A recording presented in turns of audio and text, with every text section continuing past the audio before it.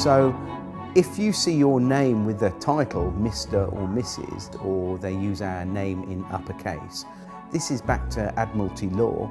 The legal fiction is an abstract term to explain a concept, and so is the term straw man. With debt collectors, people assume when a debt collector comes round that they have actual power. They don't. They have no power whatsoever. They only have the power that you give to them. What are you doing? Film this, please. Don't obstruct me. I'm not obstructing you. Right. Show us the warrant. So we don't consent. You need our consent. That's the end of it. Do you mind telling me who you I are? won't tell you anything. So you're a police officer enforcing laws, but you don't know every law, is that right? That's correct. 90% of the crime, or 99% of the crime they perceive that is crime, is actually called victimless crime. There is no victims, and crime can only exist if there is a victim. You know, we've seen police officers more interested in becoming debt collectors and enforcing policies, you know, such as speeding tickets and fines and things like that, because they're easy targets. Once you comprehend the difference between lawful and legal, and ultimately what your legal fiction straw man is, the fear of debt collectors, police, and authority just goes away.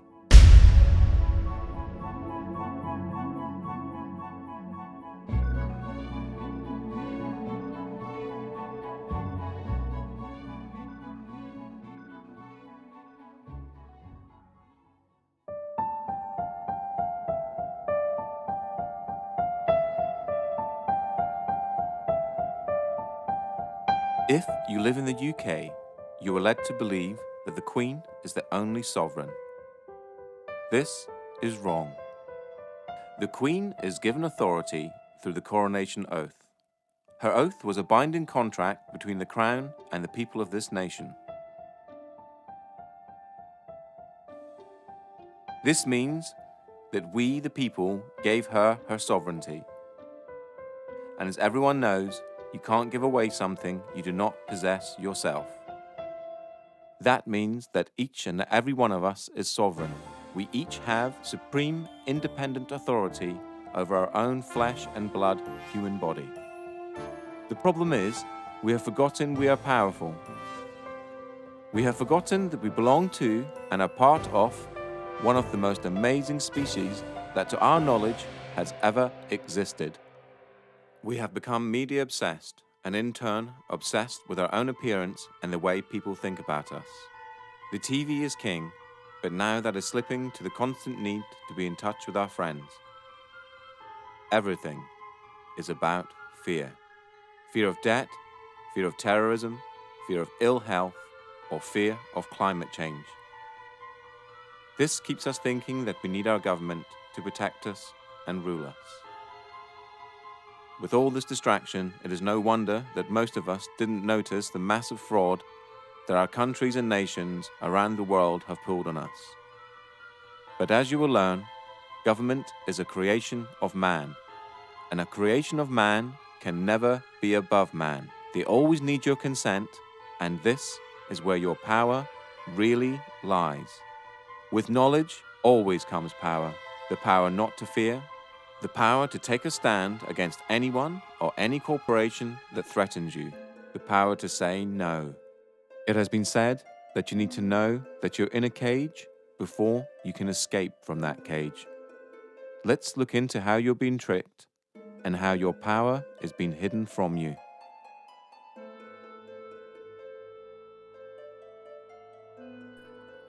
If you've never heard of the terms legal fiction or straw man, then what you're about to learn is something that sounds so astonishing that it couldn't possibly be true.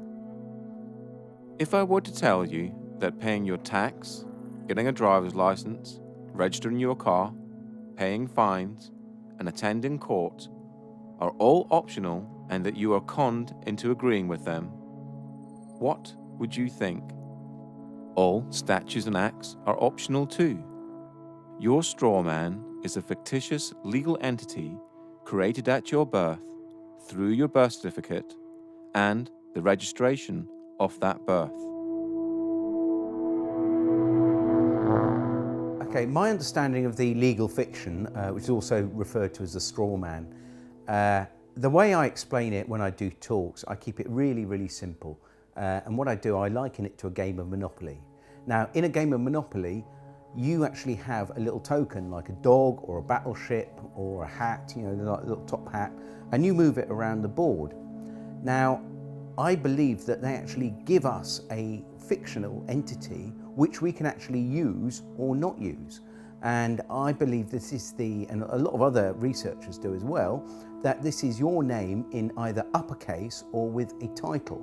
That when each person is born, whenever a human being is born, there's two entities. One is the real entity, which is the human being, the flesh and blood, and the other is a legal fiction, a fictional entity that is nothing more than a piece of paper, the birth certificate. Again, we're duped into believing that these are one in the same, and so we're tricked into representing the legal fiction, the straw man, that birth certificate. So when people get fines and things like that, it's actually consulting the legal fiction, the non-existent entity, the corporate entity that is owned by corporations. You have any interactions with the bureaucracy, okay? They're not interacting with you, they're actually interacting with your legal fiction, because they can't deal with a flesh and blood human. Yeah, they have to deal with another corporation. When you start to break down the words that we use and you start to look at the roots of all these words, and you actually look at what these words actually really mean, you start to get an idea of what's going on. The word corporation is very, very specific, because it's corp and oration, it's dead speak. So a corporation is something that's dead. It's an entity that exists only in a legal framework. It doesn't exist in any other framework at all. It only becomes an entity through legal mechanisms and legal means. In essence, when you were born and far too young to understand, a company with your name was created through your birth certificate. When your parents registered your birth, they actually created a company and handed ownership of that company and you over to the state. It is important to remember that your parents were tricked and had no idea this was happening. This is why the state can take children from their families and it not be classed as kidnapping. They own your child.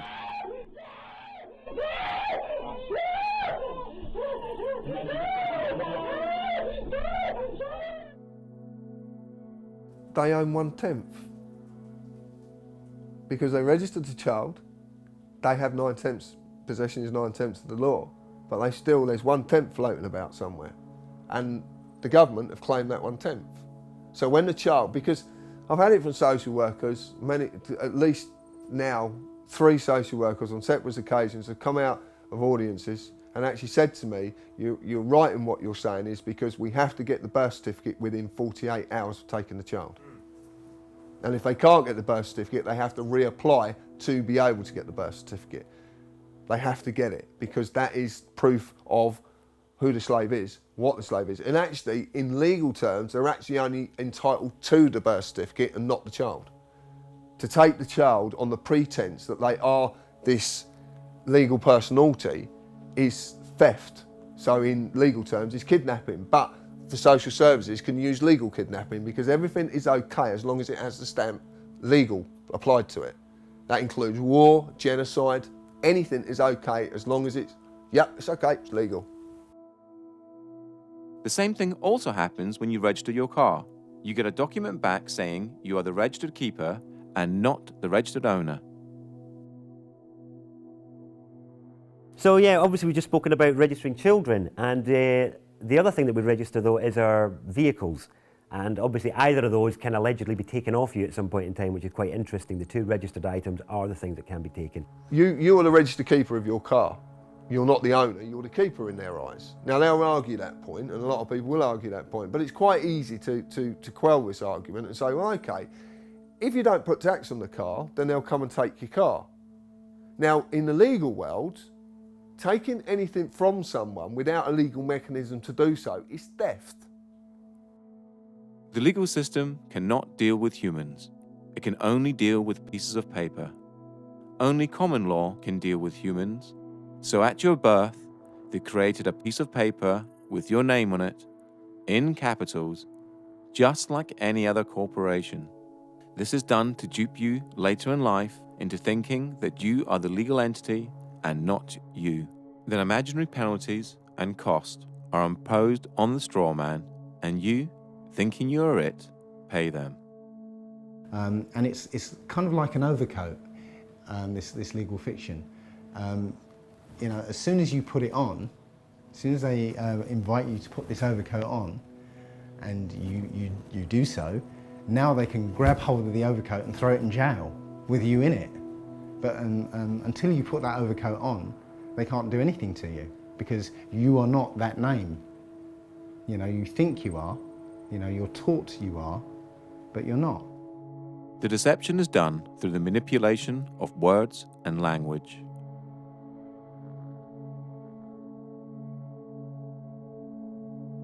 But that to me is legalese. It's just jargon that no one really understands, and because no one really understands it, no one ever questions it. We basically have a discussion that everybody is taught incorrect, but because everybody's taught incorrect, they believe it's correct. Legalese is a whole language of its own. It's a complete legal jargon that's not really designed for anybody to understand it other than those that are supposedly supposed to be enforcing it. And it's something that's so complicated that not even police officers understand what they're saying. What is wonderful is that they create their own language called legalese, and it has a completely different interpretation from English. You know, we're supposed to have you know, this sort of understanding that we were within the law, and yet they're not even using the same language as we are. The easiest way to understand legalese is to realize that there are many English words that have more than one meaning, depending on whom you are talking to. If I were to ask you what a person was, you'd probably say a human being, but that's you or I. If you were talking to someone in the law society, i.e. a police officer, lawyer, judge, etc., they have a different dictionary to you or I, and person could mean company or corporation, i.e. the legal fiction. You know, if you tell a lie often enough, it becomes truth, or certainly the perception of truth. So legalese is jargon that nobody understands other than those who actually come up with a jargon that really, really deeply understand it. And even police officers don't understand it, or magistrates, or even judges for that matter.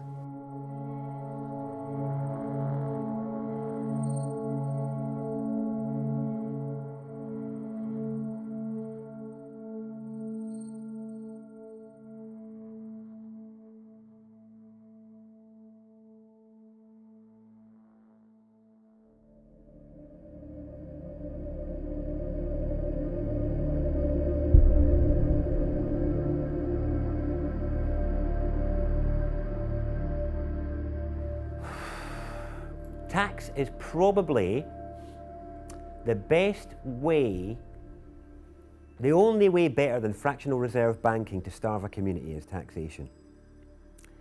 And it wouldn't be that case if the tax was actually spent on the people and on the land, but because it's not, it becomes a starving of the people. This again comes back to corruption. And tax would be fine. We'd be living in an amazing health service, incredible roads, all the rest of it, if all the money that went into the taxation pot was paid for what it was supposed to be for. My understanding is it isn't. The problem that we have is the implications for its non-use is that, other than fraud, it's the only debt that can deprive you of your liberty. It's the only debt that they can put you in jail for is tax evasion or tax fraud, which is pretty serious really, because you can ignore as many credit cards or loans as you like and you can never be put in jail for any of that. But if you try and not pay your tax for a while, they'll really like to let you know about that. Funny thing is, I don't see many representatives of people like Amazon or big corporates that aren't paying their tax in the slammer. Maybe they should be.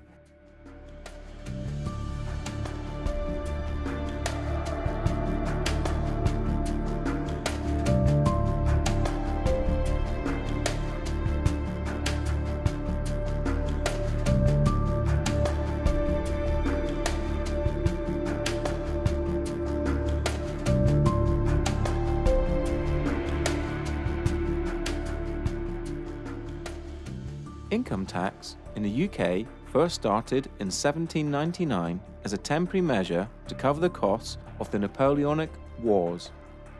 It is still a temporary tax today, which expires each year on the 5th of April and has to be renewed as a provision in the annual financial bill. Income tax was withdrawn in 1816, but was re-established in 1842 and has stayed since. Because of this, human beings are the only creatures on the planet that pay to live on it. The government does not own the product of your labor. If they did, you would be a slave. Since they do not own the product of your labor, then taxation can be defined as theft, or more accurately, extortion and blackmail. No man can own another, so no man can own the fruits of another man's labor. Most people will argue that it is a necessary evil and that it's legal because the government say that it is. How else would we pay for hospitals, police, roads, and so on? Well, reaching into your own pocket to help a good cause is noble. Reaching into someone else's pocket under the threat of force is despicable. Here is a quick analogy. I run a construction firm, and I knock at your door and demand £10,000 to build an extension, or I'll take all your stuff and throw you in a cage. Essentially, that's what the government do when they tax you. They say they're going to supply you with services and protect you, but if you don't pay them, just like the mafia, they are the ones that come after you and use force and violence to get the money out of you. The trouble is, most people never look at these situations from these angles, and so rarely see the deception that is constantly being pulled over our eyes.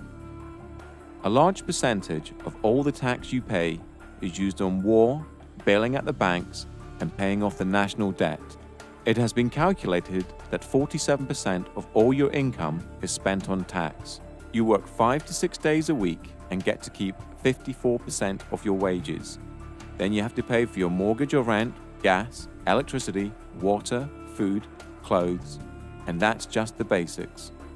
No wonder both parents have to work and work constantly, unlike families of just 50 years ago. You are a slave, and you're in a metaphorical cage that, just like Neo, you cannot touch, taste, or smell. A prison created by the mind of man. Governments essentially run human farms and feed you the perception of freedom. Governments do not make money within themselves. The government's primary function is to trick money out of your pocket and feed it into their business, so they can carry on with wars, deception, and human farming, all in plain sight.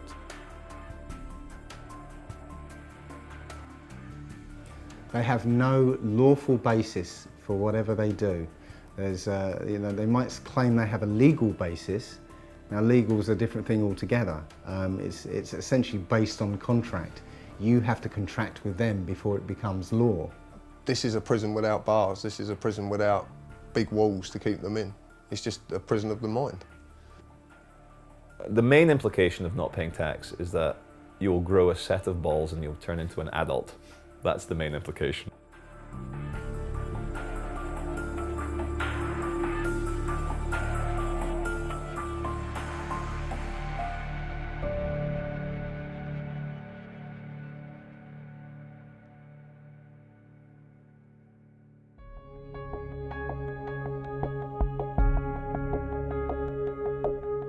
The three functions of money are distinguished as 1. A store of value or purchasing power, the ability of an item to hold value over time. 2. A medium of exchange. Money serves as a medium of exchange, i.e. an asset that the sellers will accept as payment. A medium of exchange allows people to eliminate the use of barter. 3. A unit of accounting, a way of placing a specific price on economical goods and services. As a unit of accounting, the monetary unit is used to measure the value of goods and services relative to other goods and services. Money in its modern form arose from goldsmiths who retained gold and other precious metals in their safes and in exchange they gave certificates to prove the deposits. People then started to exchange the certificates for goods and services, and the goldsmiths very quickly realized they could make a lot of money out of just looking after other people's valuable goods. They're now no longer a goldsmith, but running a deposit facility, took in gold and other precious metals as deposit and issued deposit notes that the public used as money, backed by the gold in the deposit facility's safe. The goldsmith soon realized that very few people actually redeemed the gold, and so he started to give out loans in the form of deposit notes, knowing that he only needed around 10% of actual gold in his safe, as that would cover, even on a busy day, the amount of people exchanging certificates for gold.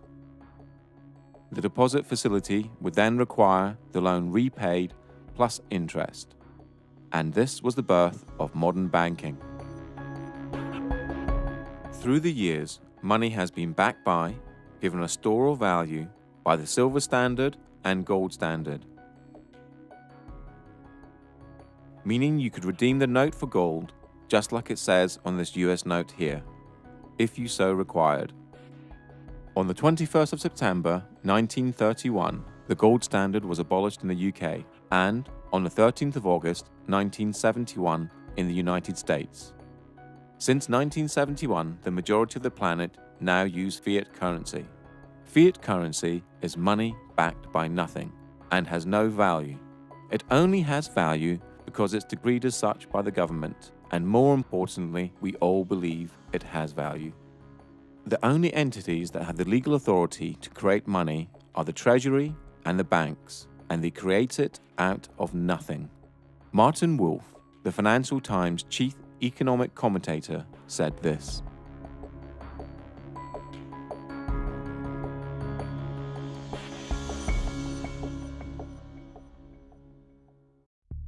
only 3% of money is physical and 97% is electronic, and this electronic money is completely controlled by the banks.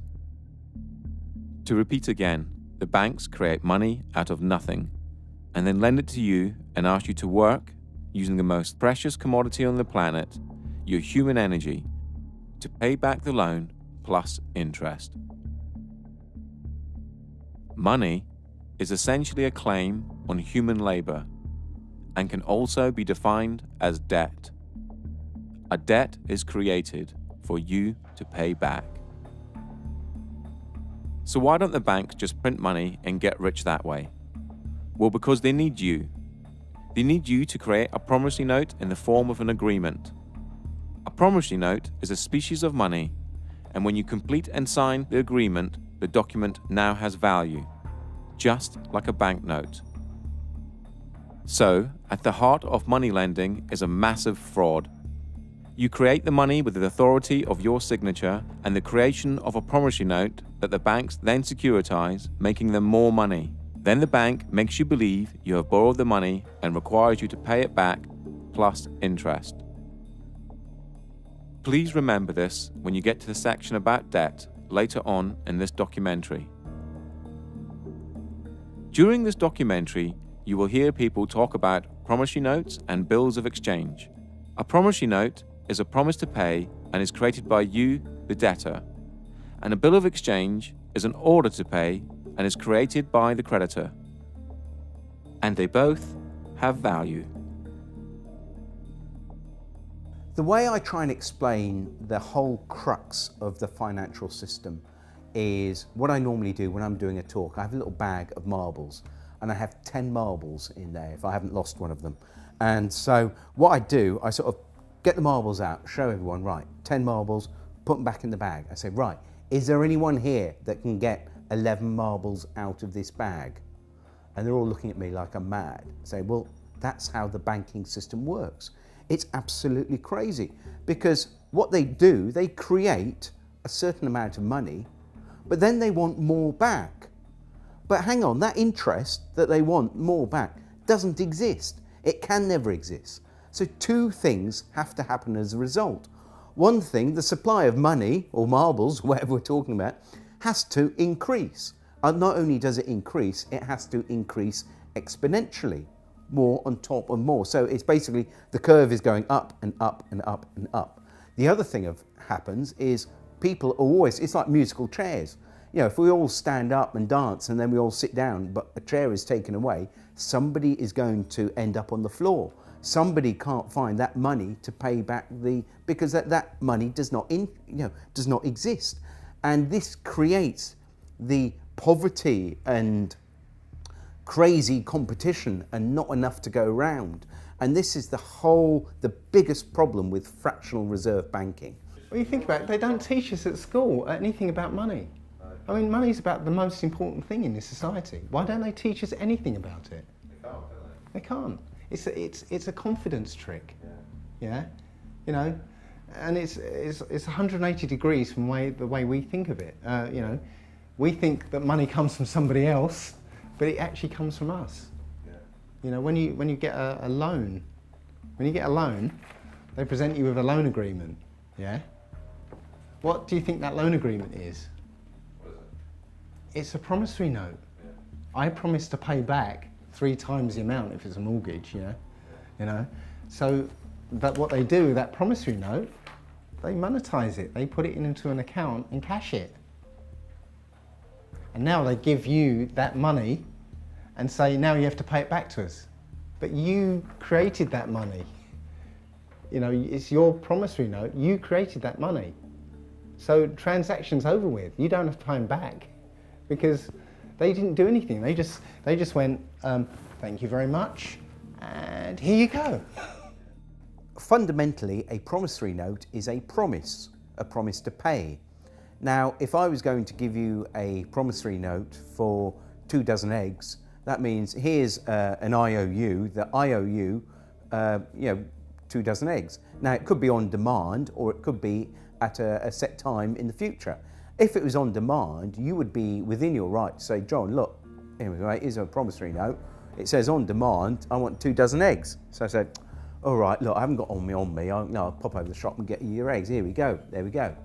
And this is what we did originally when promissory notes started out, was that we used them to make a promise that, because, I've got like all these pounds of gold, right? And I want them stored safely.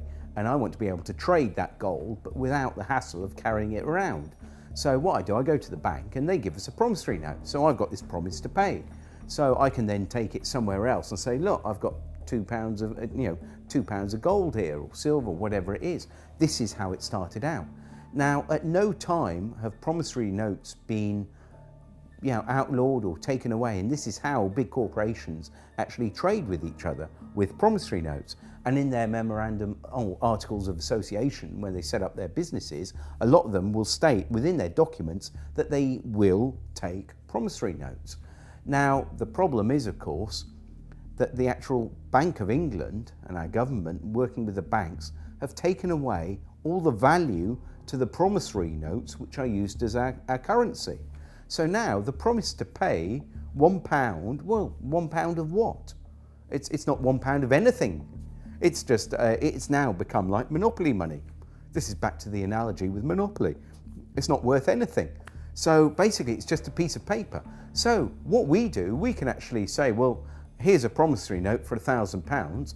I want to swap it for your promissory note, or put it into my bank account and credit my bank account with £1,000.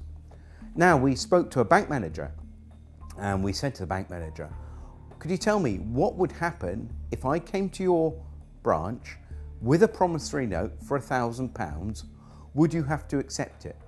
And his words were, yes, of course I would. It's law. So you're going to accept a promissory note? No, I'm not going to accept it, but by law, I have to. So this is a bank manager that knew the law. He also knew the difference between a bill of exchange and a promissory note as well. So he was well up on his law. So, and remember, these are statutes, but because these are companies, they have to apply by their statutes, you see. We don't, but they do. So it's almost like, you know, they create enough rope and they end up hanging themselves, you see. So it's actually, the statute is the way that we actually overcome them, I believe. But, yeah. Because this is evolving, so, you know, as we do things, they do things to counter and so on. But this is evolving. The latest one is along with the remittance slip, other people have created a promissory note, which is literally a piece of paper that says, I promise to pay the bearer the sum of blah, blah, blah. And you sign it, date it, and now that becomes a specie of money according to the Bill of Exchange Act. In fact, the money in your pocket is a promissory note.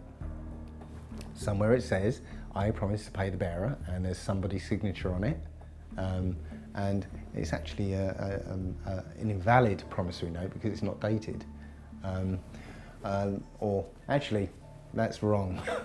That's actually wrong. It's on demand, so it is dated. It's not actually getting away with stuff. This is the thing you've got to get out of your head, because what's really happening is they're getting away with it. Yeah, no, you're right. Yeah, you're just coming back into your power and saying, no, I'm not going to give away my signature anymore. This is what you're doing. Your signature is the most powerful thing on this planet. Yeah, your signature is worth an unlimited amount, and this is the thing we don't realise. We have the power.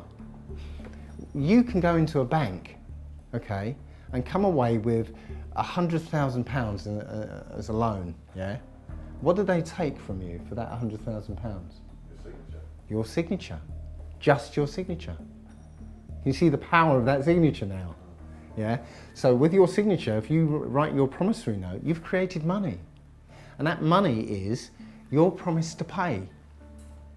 Your promise to work, use your energy, yeah? That's all there is. Your unlimited energy. And that is what the money is. And you supply it, not banks.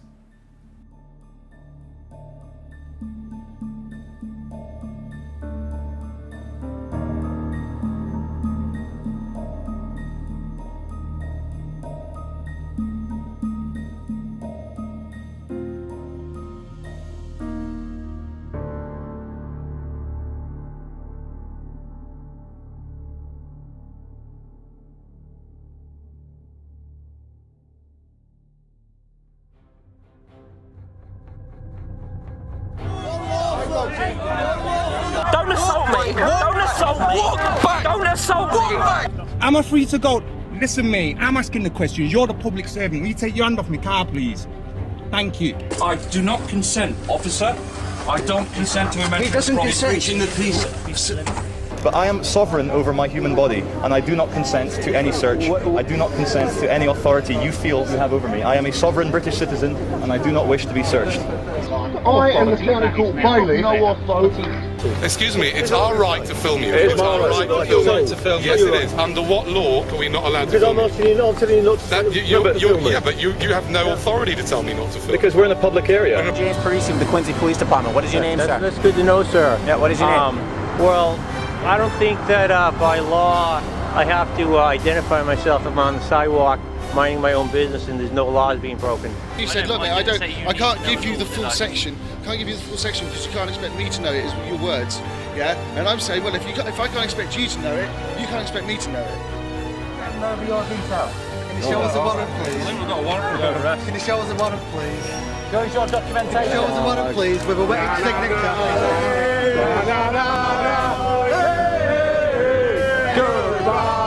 I'm not happy with this, mate, honestly. Okay, alright, well... Am I being detained right now? No, you're not being detained right now. Am I free to go? Sorry? Am I free to go? Not at the moment, no, because I need to... Well, am I being detained or arrested right now?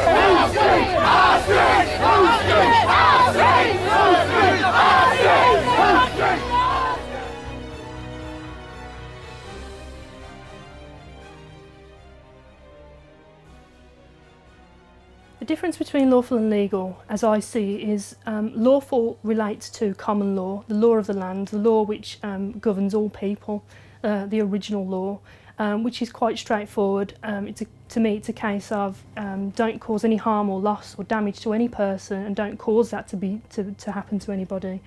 and everything's good. And you know, that's pretty straightforward and simple. Everyone can understand what that means. Legal pertains to our legal system and where statutes and acts come from. And it's a system that doesn't actually relate to common law. So we've got these two systems running side by side. We've been fooled into believing that they are one in the same, and so when police are policing the streets, we're enforcing policies, acts and statutes which, when looked into, are not actually necessarily lawful. Common law is the law of the land, and laid down over centuries of court cases in front of juries, humans making law for humans. For the severest measure of punishment. Common law pertains to lawful, and anything outside of lawful falls under the legal or no system at all. The legal system covers all statutes and acts and civil matters. Things like owing money to banks, not paying fines or tax. Basically, anything that isn't criminal. For there to be a crime, there has to be an injured party. In this case, a human. And there are three basic principles that all law needs to apply to. They are as follows. Do not breach the peace. Cause no one else any harm. Cause no one else any loss. Do not use mischief in your promises and agreements. Apart from that, everything else is free rein. Lawful refers to the natural law, the law of the land.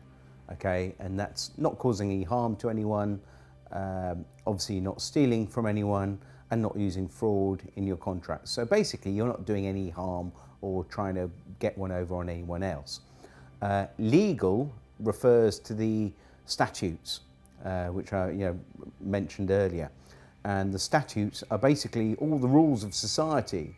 And not just, we haven't just got the UK statutes, but we've got all the European statutes. So you've literally got tens of thousands, if not hundreds of thousands of laws, which every day, we could be breaking without knowing. We all know that you can't go around raping and killing and murdering and invading. We don't need fucking laws for that. Like, we'll deal with that as it comes. But anything other than that, what you want to smoke, where you want to live, where you want to take a shit, who you want to insult, not a fucking other adult on this planet. Like, what are you, my dad? Are you my fucking dad telling me what to do? Like, that's how I feel now when police or control freaks try and give it to me. Legal is essentially according to contract. You have to, the rules that are sort of handed down to us, but you have to contract with them before they become law. And that law is contract law. You enter into contract, you're bound by it. So yeah, it's two different things. One's overlaid on top of the other. Parliament has no say in common law and is bound by it. So they create Acts of Parliament, and in the US, Acts of Congress. Because government is a creation of man, and a creation of man can never be above man, they need your consent before they have the force of law. The principle of by consent, if people don't realise, is that we obviously have police because we want them, and that we only have to do what they say if it's reasonable, if we consent to what they're asking to. That is the principle of it for me. Obviously, the larger issue is the assumption that everybody who's walking on this land has given consent to be policed by these people. And that's an assumption that most police officers in this country live by without realising that it's not true, and this is where diplomatic immunity is a good example of where, well, actually the consent isn't given and the police don't have the power to act. Another good example that shows it's all about jurisdiction is that our police have no power at all at the American embassy. But that's on our land, isn't it? And that's another example. Embassies are a good example that shows that jurisdiction is portable. It's not tied to land, it's tied to the party. So I can carry my jurisdiction with me, which is the whole principle of sovereignty in general. My understanding of policing by consent is that, as I said earlier, when a law is passed for it to be lawful, it has to have the consent of the people. People have to consent to that law and consent to abide by it. But unfortunately, I think we're in a system now where that obviously doesn't happen, but people don't realise that by verbally agreeing with, let's say, a police officer in relating to a parking ticket, that you're entering into a verbal contract, and by agreeing with what the officer is saying, you're consenting to being bound by the law, or whatever the law is. And people, when we say words like "do you understand," when a police officer says to you, reads the caution and says "do you understand," what they're actually saying is, do you stand under our authority? Now again, you know, I didn't know this as a police officer, and even the words that are spoken as a police officer, police don't even necessarily understand themselves. So I believe that people have to consent to a law for it to apply to them in the legal sense, because it's not common law. So when you interact with the police or the court system, they will ask you for your name, address, and date of birth.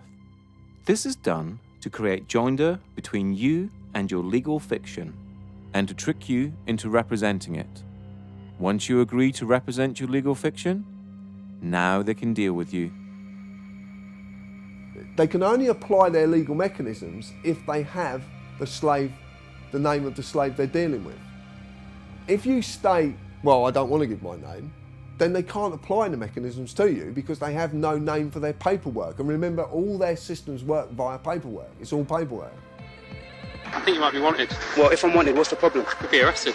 Well, then arrest me then, innit? I need to establish who you are. No, you don't. If you think I'm the person that's wanted, arrest me, innit? Where do you live? Tell me your date of birth. What? I'll give you what? I want your details now. Lock me up for what? Give me your details.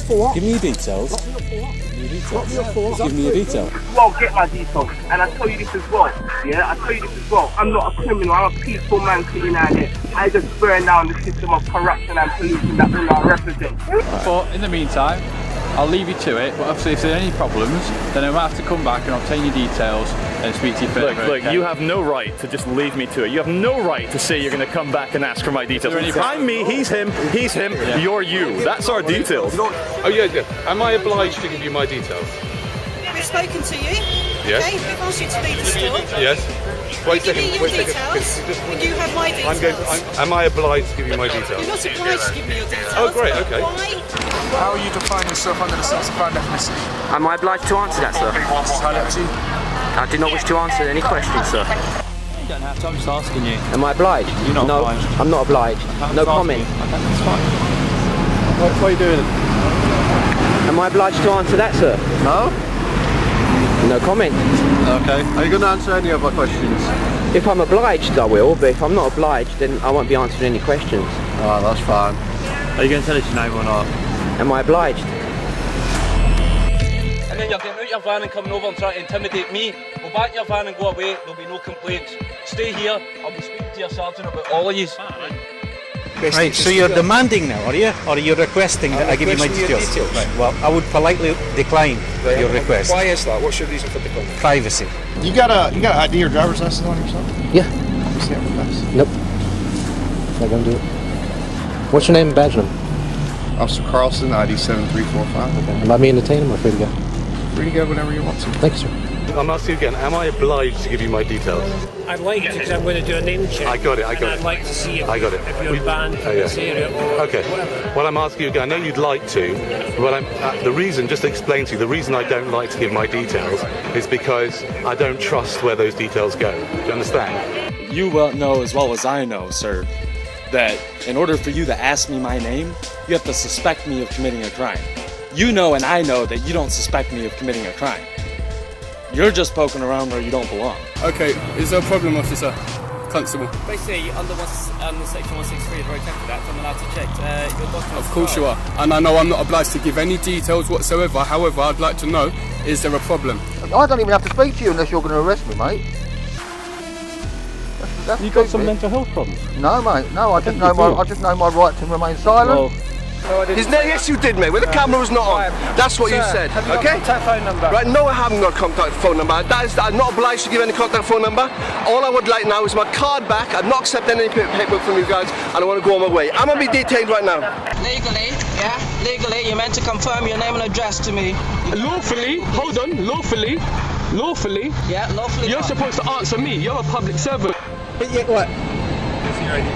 No, you can't see my ID. Can I see your ID? I'm glad you brought that up. Can I see your ID? I see your... I ain't got the vehicle. You're going to have to give us your details, okay? I don't have to give you any details. You're going to have to. Call the sergeant, mate. I don't have to give you any details. I need ID, please. No, ma'am, you may not. I am talking to and investigating something now. I can't. You're investigating me for what crime? I didn't say it was a crime. Okay, then there's no probable cause or reasonable suspicion for me to provide ID. All this out. Because And then what would you do if I was to say that I don't have a name? Like, how would you look me up or anything like that? well, we wouldn't. Because if I stop you like this to have a chat, and I ask for your name, you don't have to tell me. Yeah, no, I'm just glad you know that, because a lot of police officers where I'm from don't actually know that. You don't have to give me a name. The only time you have to give me a name... You've caught me breaking the law. Or, well no, even then you don't, because you can be booked in as unknown. I suppose, I could replace. The only time you're legally obliged to give your name, address and date of birth is when you drive in a car. If you haven't broken any laws, you don't have to do anything. You don't have to interact with the police if you don't want to. If they come up and try and engage you in conversation, and you haven't done anything, then you don't have to engage in conversation with them. You can you're free to walk away. If they want to detain you, they need reasonable grounds to do that. And if they don't have reasonable grounds to do that, then they're actually in breach of their oath, and they're liable. With statutes and acts, the consent of the people, those are the people that's there to govern, has not been obtained.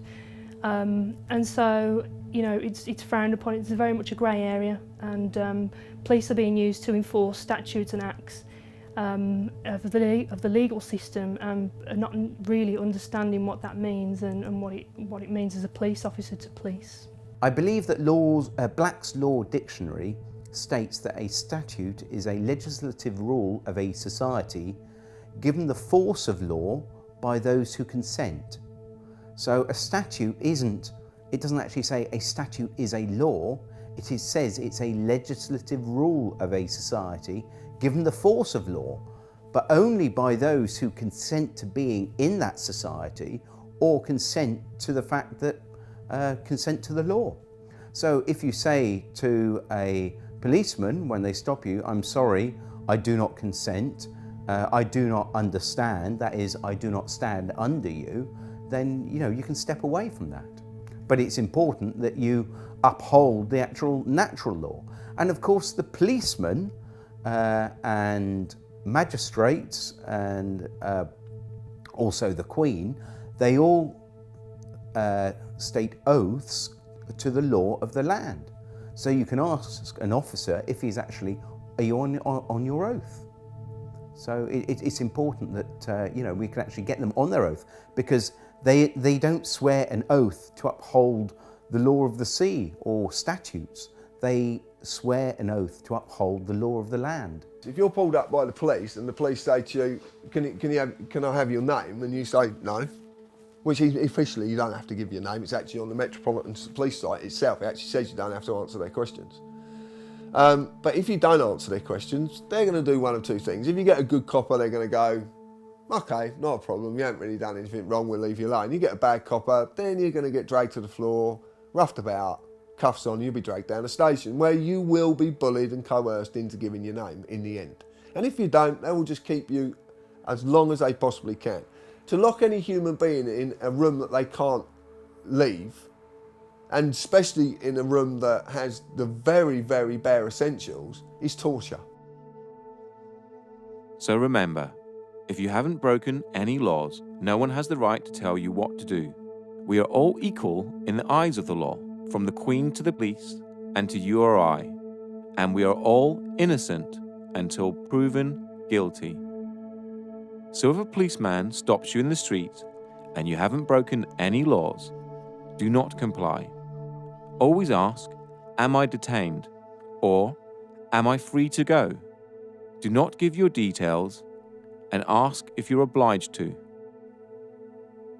If they do try to search you or arrest you without your consent, tell them you are doing this under duress. If you have not broken the law, do not comply. Only interact with the police if you wish to. If you do not wish to, do not consent.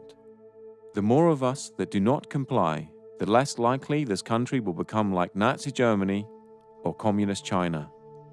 The police swear an oath to the Queen, so ask them if they are under their oath. If they reply yes, they are bound by said oath and can only uphold common law.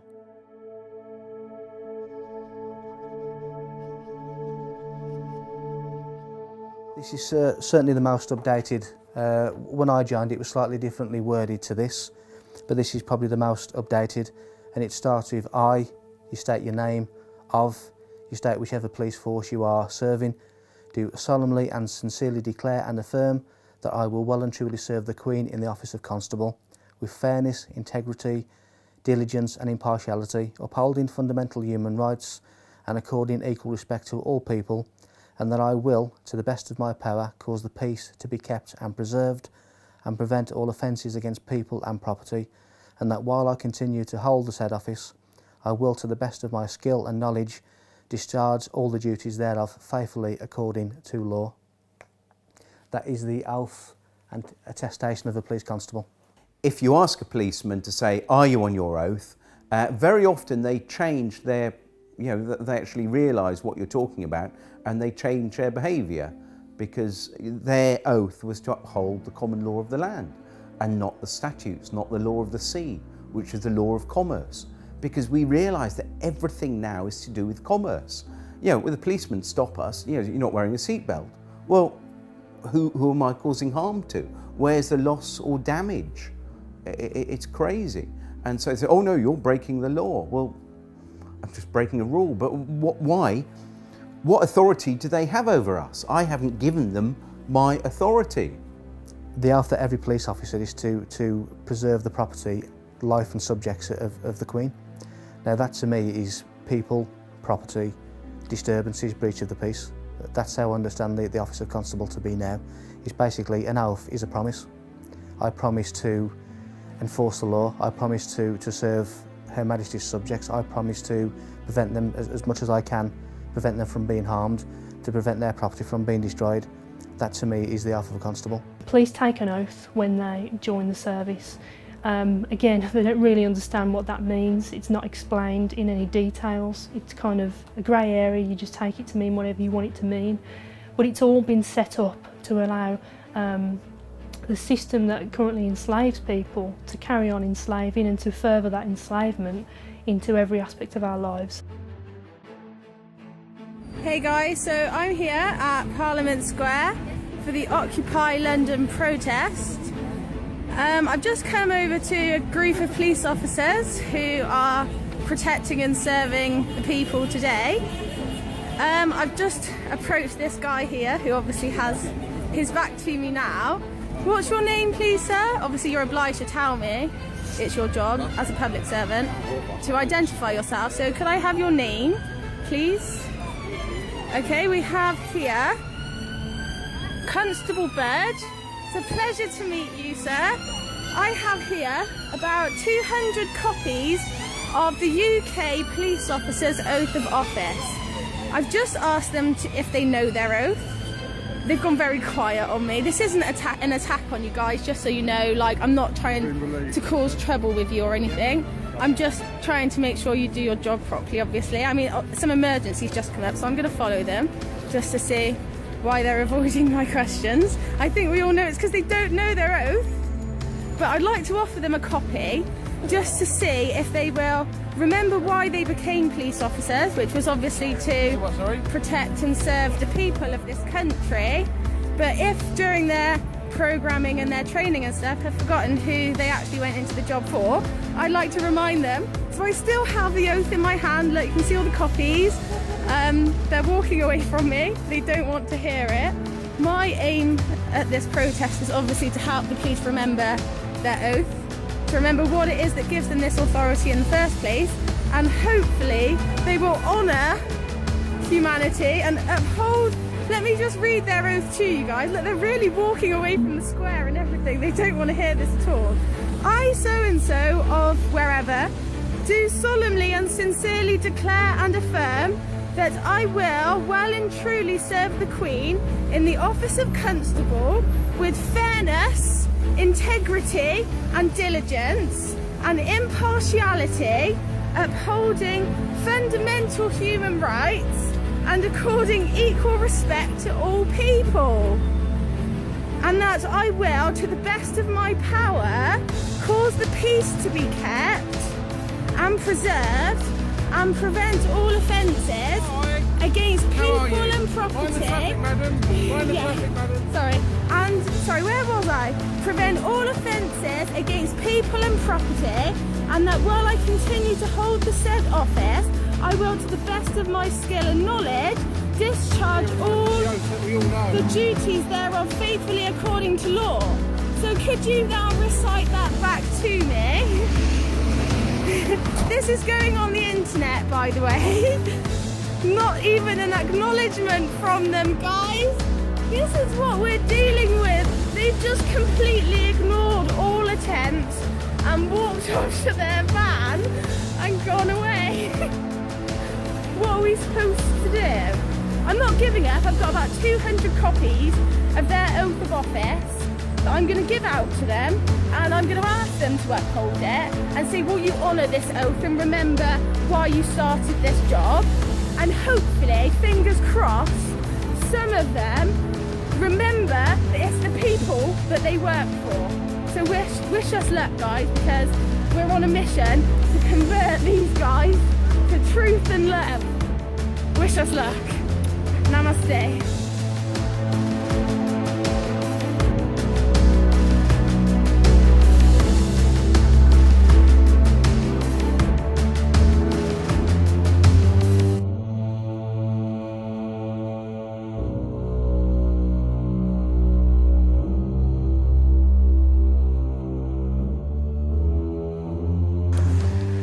How are you insured? Excuse me, take your hands out of my camera. Today.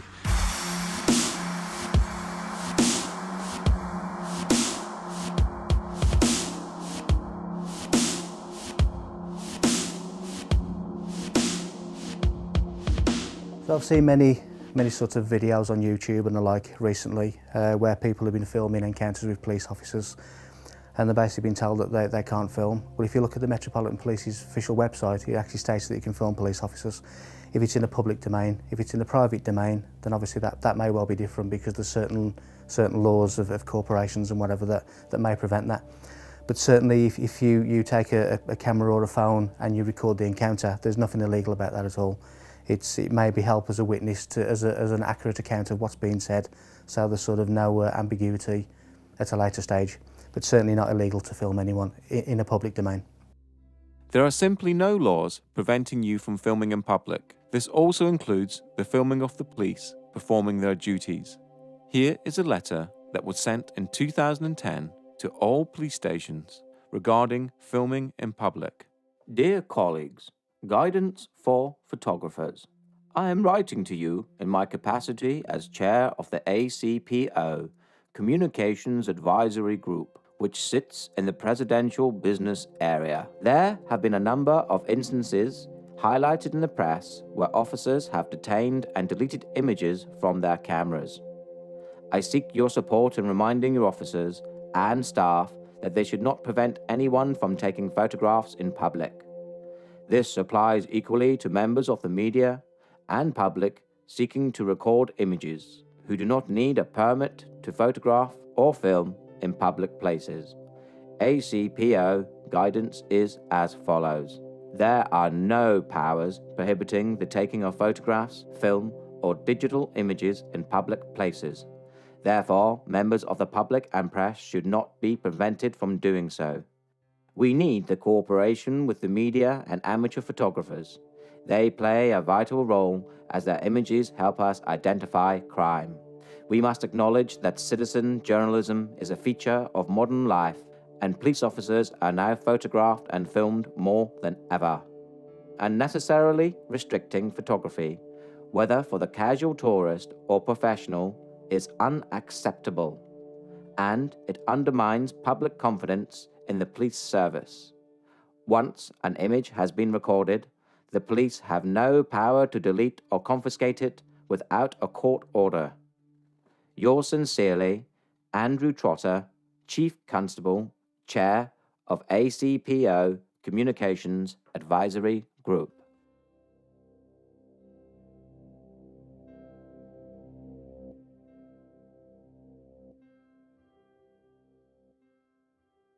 As a professional television cameraman or a member of the public, I am allowed to stand in the street and shoot. I don't need 4 police officers or wardens or whatever you are when I stop to do this. This is absolutely bloody ridiculous. And I'm fed up with every single time that I do this of being stopped and being questioned and being treated like some kind of criminal. Oh, for God's sake, this is Windsor Castle. There are 1 million people around here with cameras. Do you think a terrorist would stand here with a tripod and make it bloody obvious? Or do you think a tripod would just get a terrorist would get a home video camera out and shoot? It's obviously I'm wasting my time talking to you, sir. You clearly are. Thank you very much. Let me get on with my day.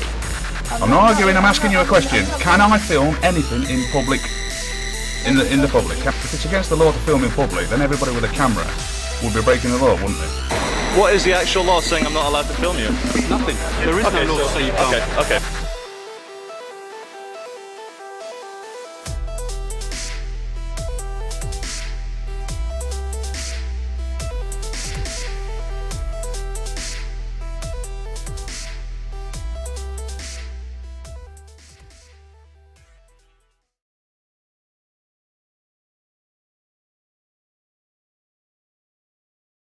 There is only one act that gives police blanket powers to search the public, and this is Section 60 of the Criminal Justice and Public Order Act 1994. But this needs to be authorized by an inspector or above, and only if he or she suspects that instances involving serious violence may take place and that persons are carrying dangerous instruments or offensive weapons. The order will cover a specific area, normally a town or suburb, for a period of no longer than 24 hours. In a nutshell, if there has been a riot or a gang fight or something of that nature, a Section 60 may be brought into force, and anyone in that area can be searched without reasonable grounds for suspicion. All other bases for searches need reasonable grounds for suspicion, and they must follow Go Wisely. Officers conducting a stop and search will work through a process called Go Wisely. If officers do not follow Go Wisely, they leave themselves open to an assault allegation and the search itself being unlawful. The police currently have over 20 stop and search powers. They are mainly for weapons, drugs, stolen property, or articles intended to damage property. Those made using powers from Section 1 of the Police and Criminal Evidence Act, commonly referred to as PACE searches, are the most common. Go Wisely is a mnemonic that was created so the police could easily remember the terms laid down in Section 1 of PACE. Section 1 of PACE is the foundation document for all searches that require reasonable grounds for suspicion. In this modern age, it is very easy to download the documents from the website supplied, such as Section 1 of PACE, a breakdown of Go Wisely, etc., and keep them on your mobile phone, so if you do ever have an encounter with the police, you have evidence straight away to show them that you know what they require to make the encounter legal.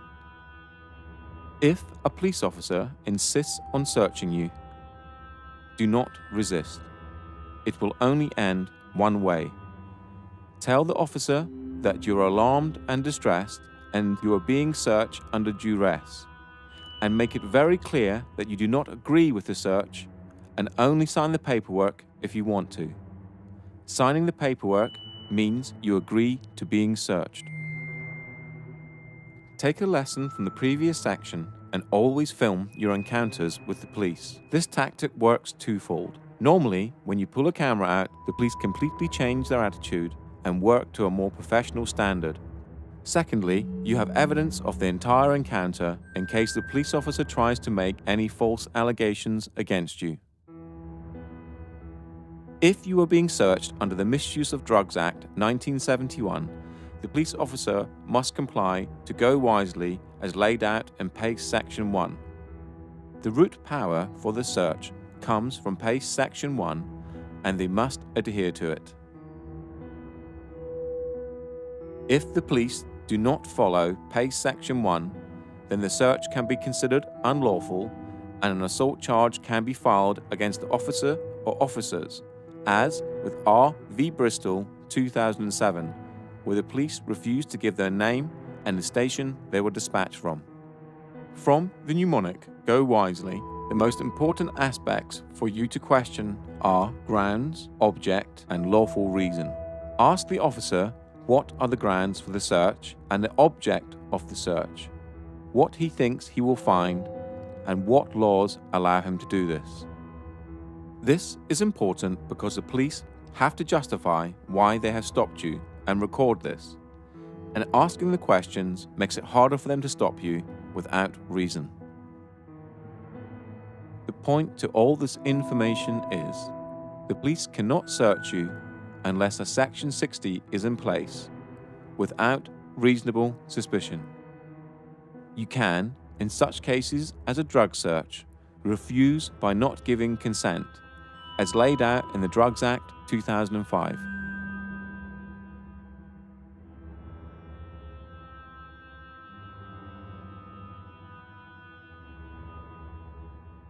Here is an example of how this information can help you and possibly make the police treat you with a little more due diligence.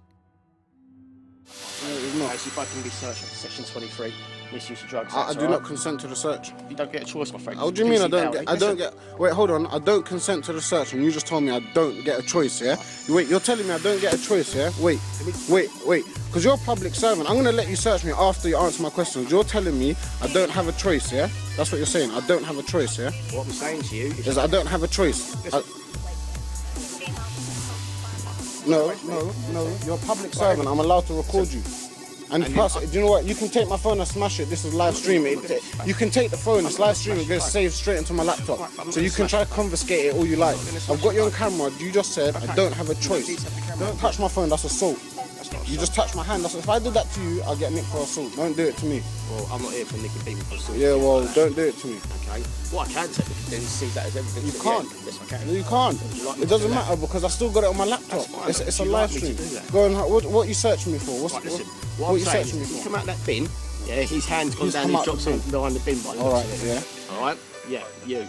Okay, which gives me the reason to believe the fact that you're down an alleyway for no real reason. I just told you, yeah? I'll tell you what I'm going to do. We're going to walk up to that bin. Yeah. And if I see anything down there, yeah, all right, I'm going to turn a pair of you over. If all I right, don't, cool. then we're good, yeah? Walk up then. You walk up. I'm going to walk after you, my friend. You're a public servant and you're not following your duties properly. Listen, our duties, okay? Your duties are to uphold the law of the land, and that's it. Nothing else. Nothing else.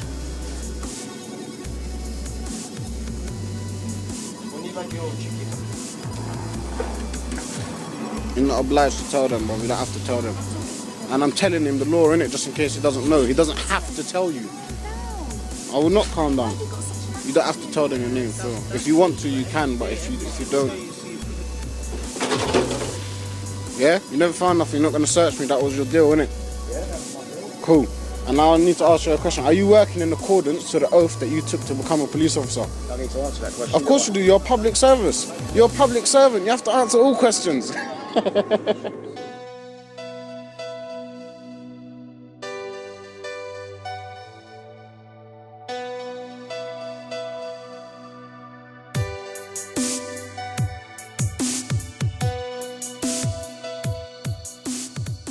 How do you feel about being searched for knocking on the door? I feel like an animal. I feel like I'm being thrown against the wall and told to empty my pockets. Yeah? This is like a legit gang. How often do you get stopped and searched? Every day. Every day? Every day.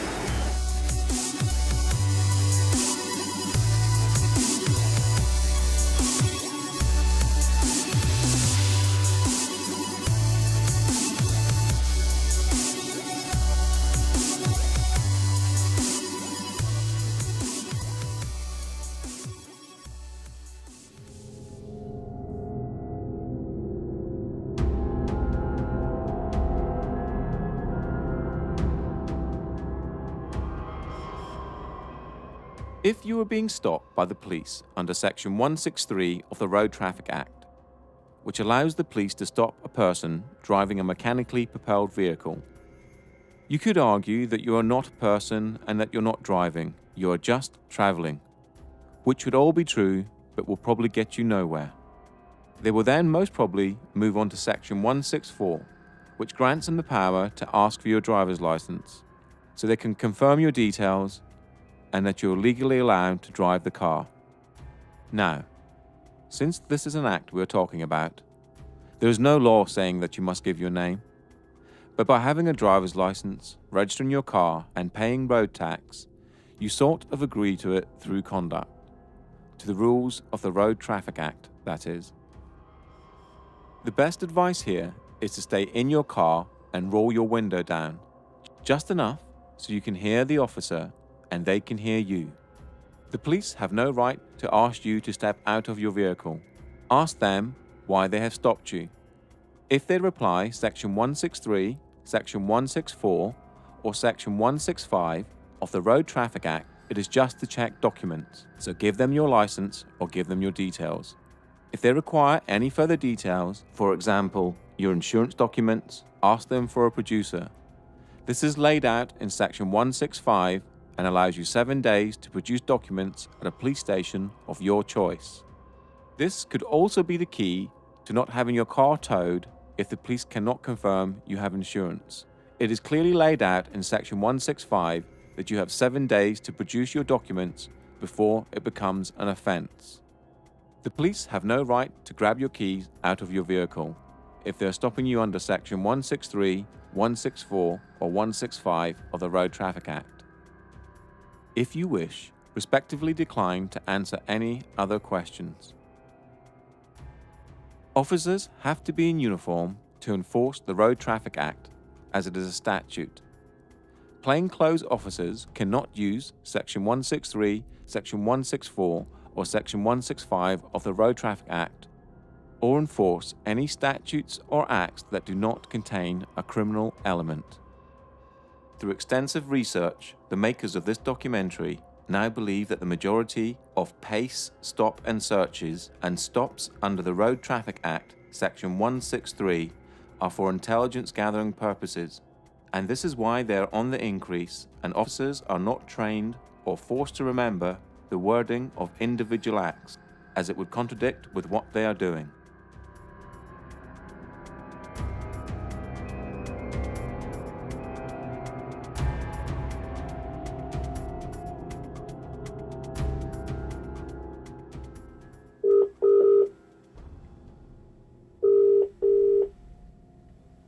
Welcome to Hertfordshire Constabulary.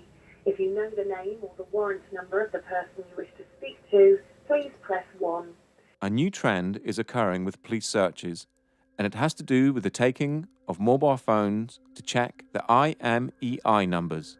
You right, Sarge? How you doing? You okay? I'm fine, thank you. You don't want to give the officers your details? Yeah.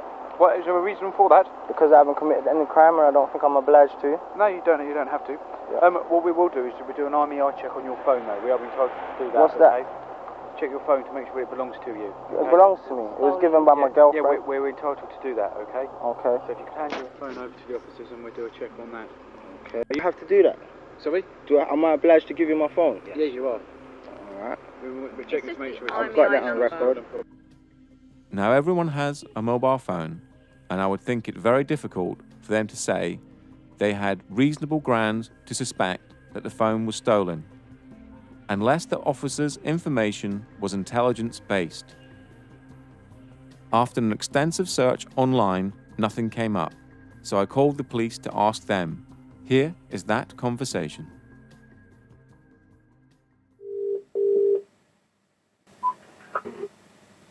How can I help you? Yeah, hi mate. I don't know if I've come through to the right number or not, but I just got a really quick question about police procedures. Yeah, a friend of mine a couple of weeks ago was stopped in the street. It wasn't in Hertfordshire, it was in London. But he was, when he was stopped, they took his mobile phone off him and said they were doing an IMEI check. What is the legality behind that? Because I couldn't see anything online on the website or on the police website or what act it is or what powers they're using to do that. There's no particular powers required to do that. If they believe that it could be a stolen phone, or they're checking the legality of the phone to check that it isn't stolen, then we have a link with the monitoring company that provides the EMEI numbers. Oh, okay. So there's nothing I could find online that actually says this is a part of a pace or part of an act or anything like that. It's just quite legit. No. This is the old-fashioned sort. The old term used to be suss and deal. You know. Yeah. If they've got a reason to believe. Yeah. Then they're in their full rights to check the IMEI number. If there's no problems, return it. If it's stolen, then deal with it. Okay. Can someone refuse, or is it mandatory? Yeah, you can refuse. But if they've got reasonable cause to believe, then they can take the phone and the person to the police station for further inquiries. As you can hear from the conversation, the police need reasonable grounds for suspicion. That means they must suspect that your phone has been stolen before they can take it and perform an IMEI number check. This seems to be a new police tactic to try and gain your details through underhanded and mischievous means.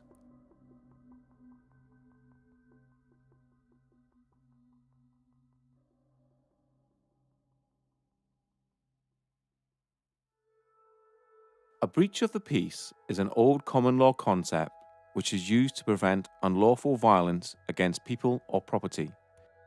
A breach of the peace is not a criminal offence in itself. However, special powers exist for the purpose of stopping or preventing anyone from breaching or threatening a breach of the peace by committing unlawful violence.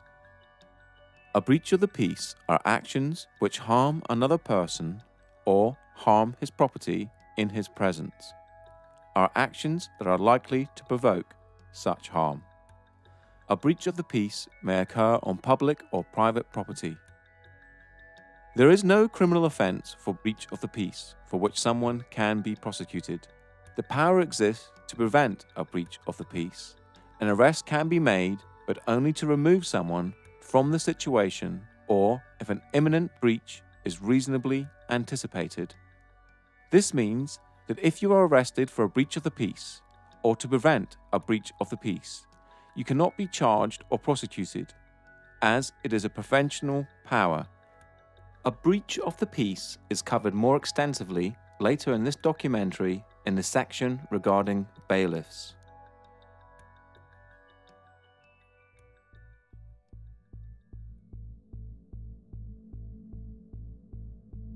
Section 5 is probably one of the most abused powers the police have in their arsenal, and a police officer can arrest without warrant if he believes you're in breach of this section.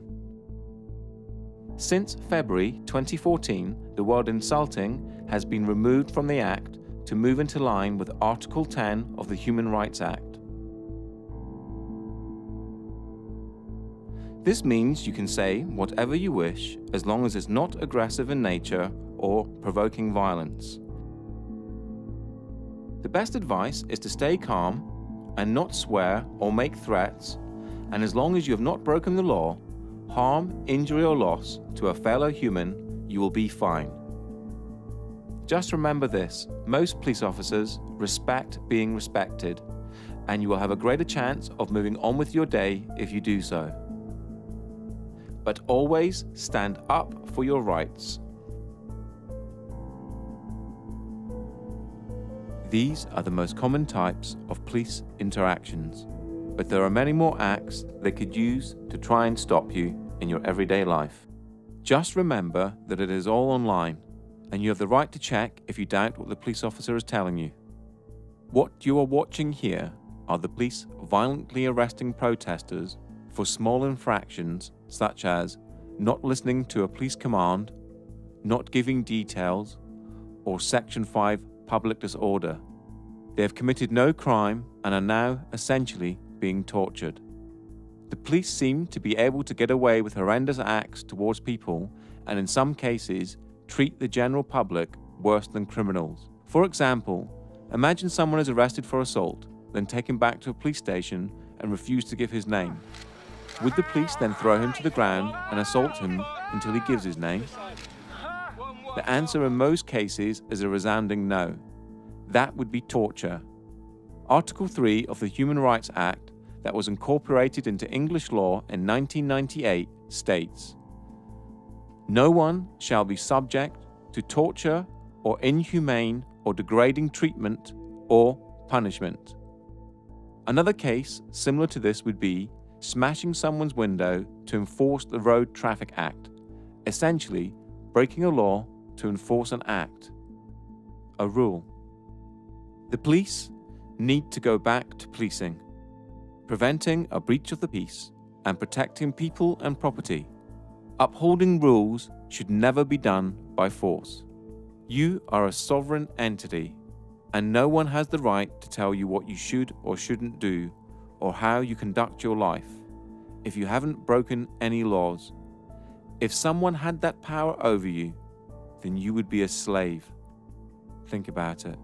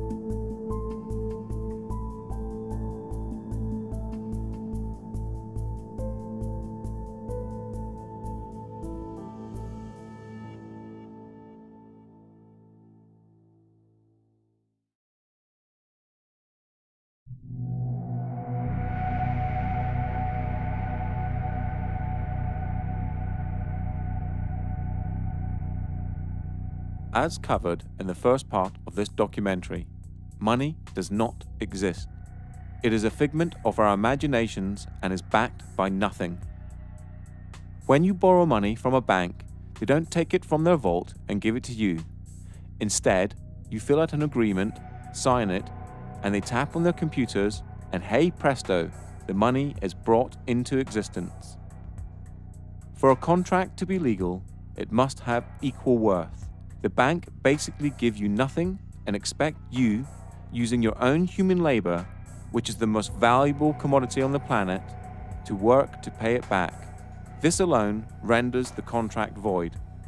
Debt, and the whole industry associated with it, is central to the control system that surrounds you. Possibly the only times that you feel intimidated in your life is for police encounters for non-criminal activities and when you owe money to a creditor, and then consequently the debt collectors or bailiffs they send after you. How, in 2015, do we still have scenes like this? Contracts and debt can never be remedied by force. We will show you that debt collectors and bailiffs have no powers except in very extreme circumstances, and only as a last resort, meaning everything you're watching here is completely unlawful.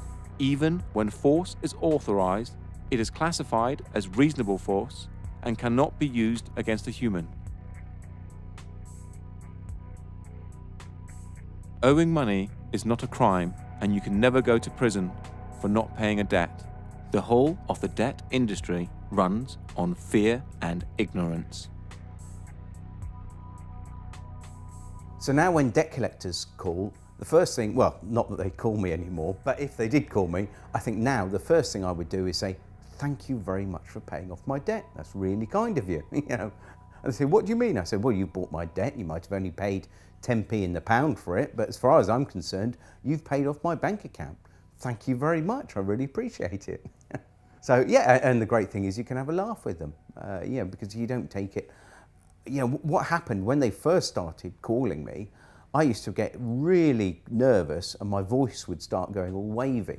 And, you know, my heart would start going, and I'd be on the phone to them because I felt really guilty, because I felt I'd done something terribly wrong, getting into debt, you know. And then I realised that the whole system is designed to get us into debt, and designed to, the fact is the debts can't be paid off. And every single politician that comes on the television and says, oh, we've got to make cuts, and, you know, we've got to do this, and they're trying to cut our little local hospital down here in Swanage. Well, the fact is that it doesn't matter how many cuts we make, we can never pay off the national debt. Or we can't even keep up with the interest on it because it's growing exponentially. And so this is all part of this control mechanism to keep us poor, to keep not enough to go round. When in fact, you know, if it wasn't for the money, we would have complete abundance. With debt collectors, people assume when a debt collector comes round that they have actual power to do something to you, anything to you. They don't. They have no power whatsoever. They only have the power that you give to them. They're kind of like third-party, you know, strangers, interlopers. You know, they're kind of interfering in your financial affairs. You know, you didn't contract with them. You know, you don't know who they are.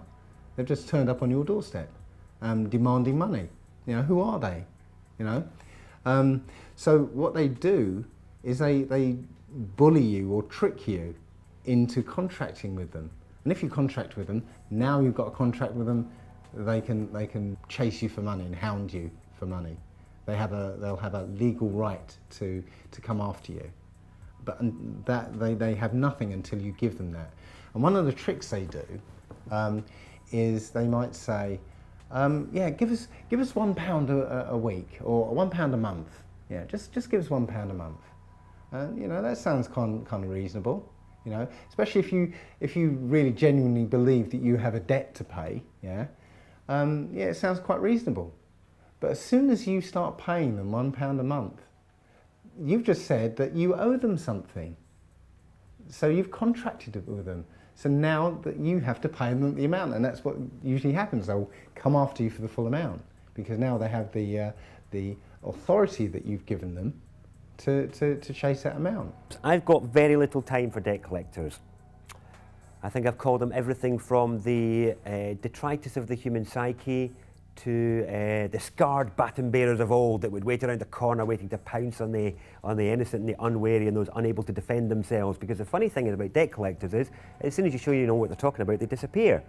So they are actually only there to bully money from those who don't know how to take a stand or don't know what their rights are. Yeah, a very low opinion of debt collectors.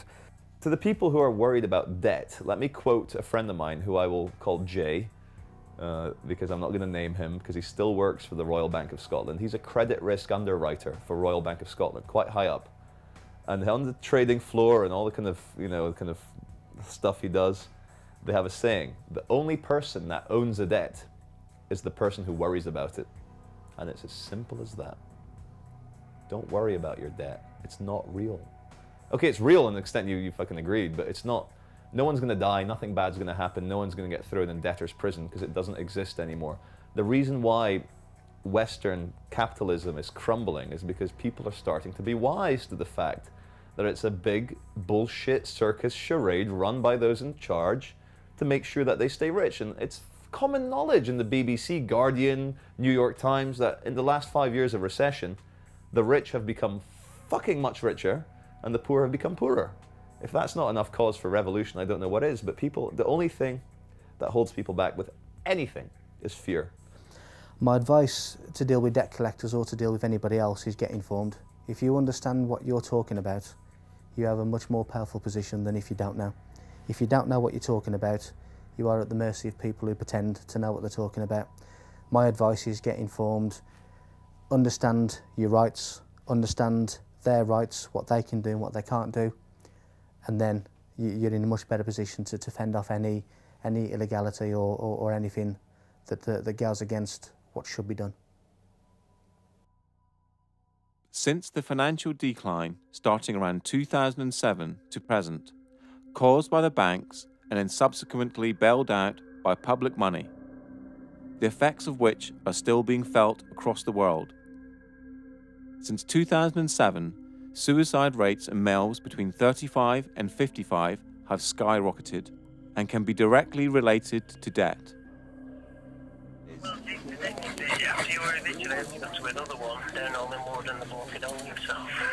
Oh, right. So you had to go to another eviction in Hollywood and the bloke had hung himself? Oh no! It's not good, is it? Really? It's not Seriously? good. Our heart goes out to Bloody everybody. hell. Everybody. Right, well, I'll just make this question. That's what they're doing to people. This is what's going on. Have you finished it? Also, suicide rates in postgraduate students has risen drastically and can be directly attributed to debt. Before we continue, you must realize that no one has power over you. The system that surrounds you is just an illusion, created by the mind of man. Owing money or breaching a contract can never be remedied by force. And in this game of cat and mouse, knowledge is your most powerful weapon.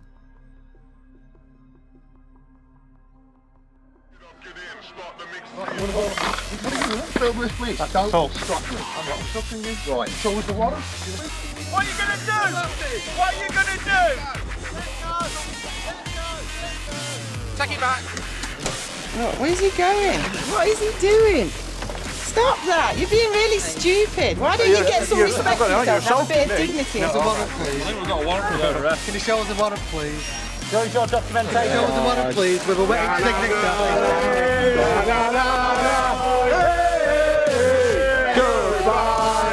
Okay, no, sorry, I'm just asking you as a human being to another human being, my dear. I just wonder what would motivate people to work for debt collection agencies.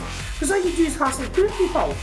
So you can't get, so you've not got the original credit agreement with a wet ink on it, so you've got no proof of claim. Have you got the deed of assignment made? Well, the reason is, all the other debt companies before you tried to get some money out of me and didn't manage it. I'm just wondering what makes you think that I'm going to pay you anything.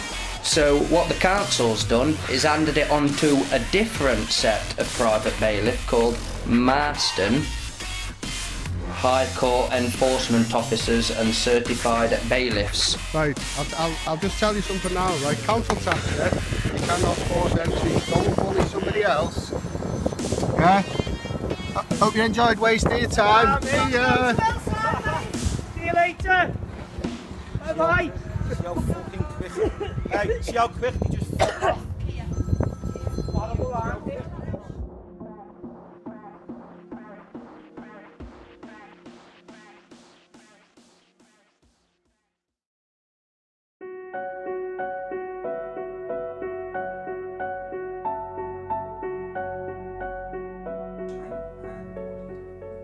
My name is John Whitterick, and I have a website called getoutofdebtfree.org. And basically what we do, we help people realise that the whole banking system is basically fraudulent, and we offer them the tools to actually challenge a banking system and basically get themselves out of this fictitious debt. The services we offer are, we offer template letters. We also offer start off with, if you're working with debt collectors, if you're dealing with debt collectors, we've actually got a very simple way of dealing with them, which is basically a addressee not recognised, return to sender, because it will always have your name either in uppercase letters, or it will have a title called Mr. or Mrs. And you can say, well, hang on, that's not me, I'm not the title. I don't spell my name in uppercase letters, so the addressee is not recognised. So that's one way. The other way we deal with the banking system or debt collectors is basically say, well, where did the money come from, and have I got a valid contract with you? And if I haven't, and if you can't prove that I have, then we are agreed to the following terms.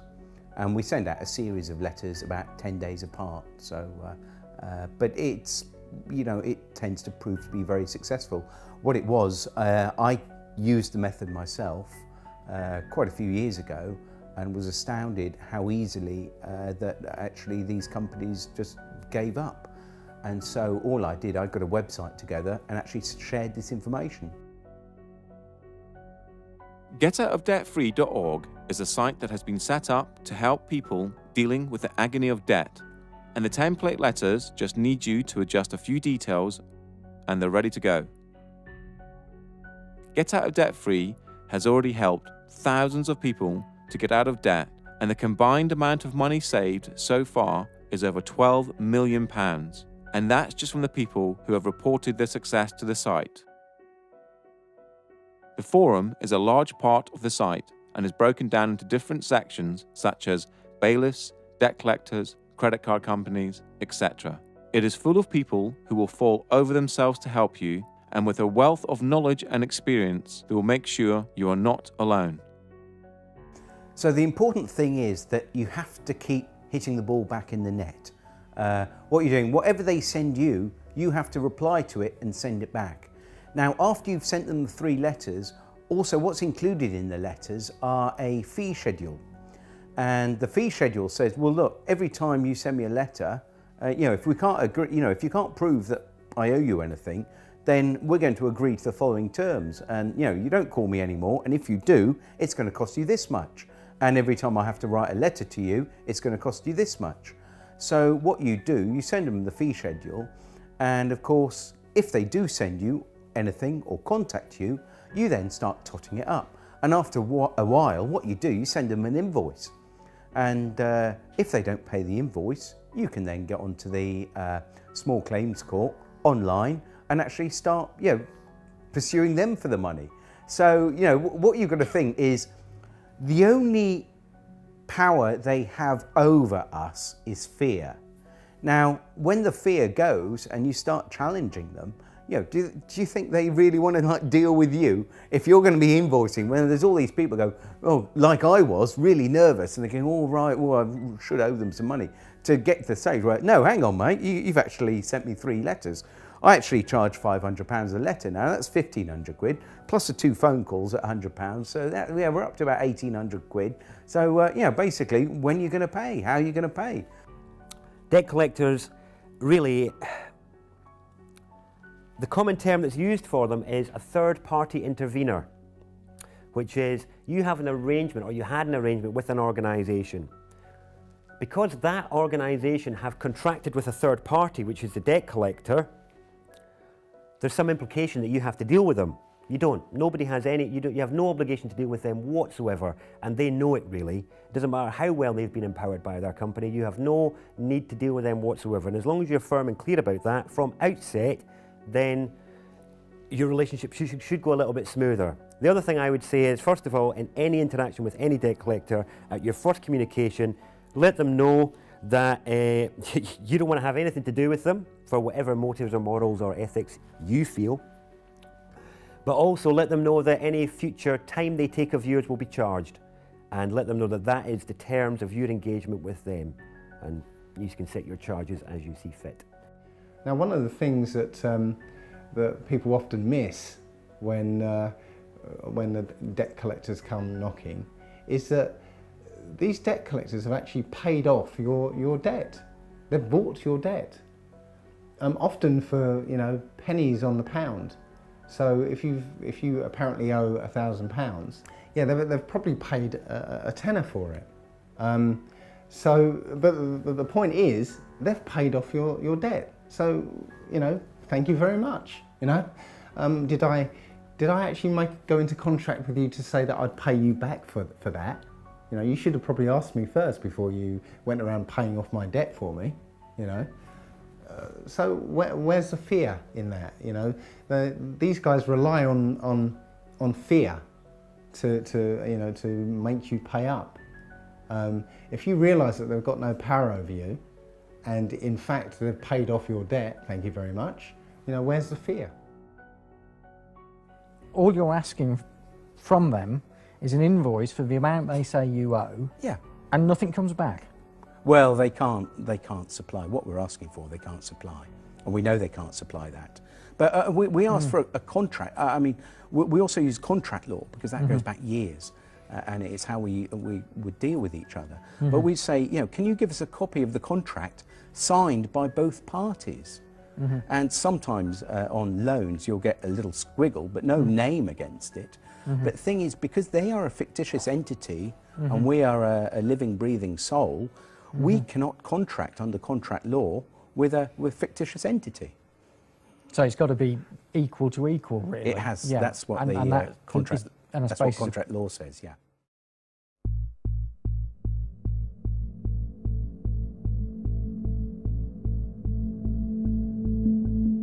Debt collectors have no rights of entry. If they turn up at your door, they can only negotiate how you will pay, nothing more. If they make threats pertaining to more power than they actually have, then they are breaking the law. Normally sending the 3 letters as described in the previous section, plus an estoppel, is usually enough, and it works in nearly all cases. If an agent of a debt collection company turns up at your door, you do not have to deal with them unless you want to. The best thing to do is to not open the door and wait until they go away. If you open the door, go outside and close the door behind you. Take your phone and film the encounter. Tell them you do not want to deal with anyone at the door or over the phone, only by post. Ask them to leave your property, and if they don't, or make threats, call the police. They will have no warrants, so the police must ask them to leave, as it is a civil case. They have no power, only empty threats.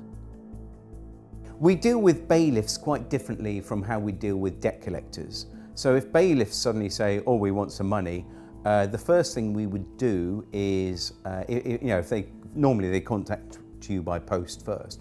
And we would just make a differentiation. We're talking about not court bailiffs, but we're talking about private bailiffs. And so for banks and things like that, it's always private bailiffs. So court bailiffs are a little bit different and a little bit specialised. So, but if you're dealing with debts, as you know, and the website is, we'd be talking about private bailiffs. Now, the thing is, they actually have very, very few powers, if any. So the first thing you do, you send them a removal of implied rights of access. So you send them a document you can download off the website, which removes their implied rights of access. Now, what you're doing, you're removing that common law right from the bailiff to be on your property, which means that as soon as he sets foot on your property, then he's committing a trespass, which you can then sue him for. So you make that very clear to him. You can then put that notice on the door or on a window so that it's visible when they actually come onto your property. That's the first thing you do. It's a good idea that everything you do, if they actually turn up at your property, the first thing you do, ideally if you've got a front and back door, you'd go out the back door, lock it behind you, okay, and then go round to the front and meet the bailiff. Make sure you have a camera at all times and view everything. Notepads are great. If you have a notepad and a pen as well, if there's 2 of you, one with a notepad and a pen, another with a camera, it automatically you're watching them. They realise they're being challenged, and that they can't push you about if you're recording everything, and you're well within your rights to do this. The other thing you ask them with the bailiffs, you always ask them, can I see a signed warrant from the court?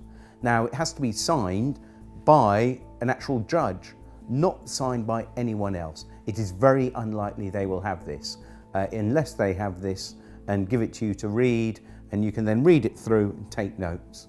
But you can then say, right, I then want to contact the court and actually ensure that this person that signed it is in fact who they say it is. Otherwise you're here under false pretenses, and this is fraudulent. Very often, it's very rare that they actually have anything signed by a judge. So gentlemen, there's bailiffs on the doorstep, the concept of illegal debts, and how you actually deal with them when they're on your doorstep. So who'd like to take that? After that. Well, first thing you've got to understand is that the standard bailiffs have no power whatsoever. They will tell you they can come in your property whenever they want and remove property. They cannot. They're like vampires. You have to allow them in once. If you've allowed them in, they can come back and possibly break into your property and remove it. If you don't let them in the first place, there's nothing they can do. My son was dealing with a particular bailiff called Equita, who were threatening to come around and remove his property. And he showed me the letter and he got a little worried because it says, we would prefer you to be there, but if you're not, we will remove property anyway.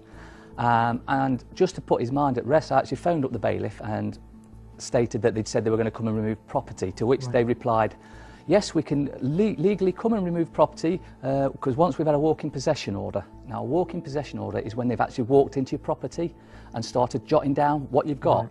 If you never let them in the first place, they can't get in. And the bailiff admitted that if we've not entered your property, we cannot get in. Mm-hmm. One of the tricks they will do is try pushing past you. Right. If they touch you, that's assault. Call the police. What, just touching you? Touching you is assault. Okay. So they can't push their way in, force past you, that's assault. If they do that, call the police there and then. And they will back off, and also threaten them with a Form 4 warning, which you can send off to their certificating court, right. And they basically could lose the job for that. Right, I'm gonna go. What are you doing? Film this, please. Don't obstruct me. I'm not obstructing you. Right. Show us the warrant. Give us the keys. Show us the warrant. The warrant. Let me have a look at the warrant. Bring 999, please. You can see it. 999. 999. You're not going in without a warrant. You don't show me what to do. I will. I just did. Yeah, well, you're wrong. I'm wrong, am I? What am I wrong about? Where's your warrant? Go away. There. You go. Can you see that? Let me have a look at the warrant. How you doing? There. You trying to be heavy here or something? Are you trying to intimidate me? You know what you're trying to do? You said 6 times, can I see the warrant? There is the fucking warrant. I want to see the warrant. Hand me the warrant. You're not you, are you? And of course, they can't break into your house. That's the other thing. Everyone thinks, well, they can't. You can let them in. Once you've let them in, basically they can then go in again. But what you do not let them in. You make sure the house is locked at all times. Except for in exceptional circumstances listed here, criminal court fines, income tax, or, if it's a business, can reasonable force be used to gain entry, but only as a last resort and only after all other avenues have been exhausted. The wording here is reasonable force. Bailiffs cannot use force against a person, and it states it here in Schedule 12 of the Control of Goods Act,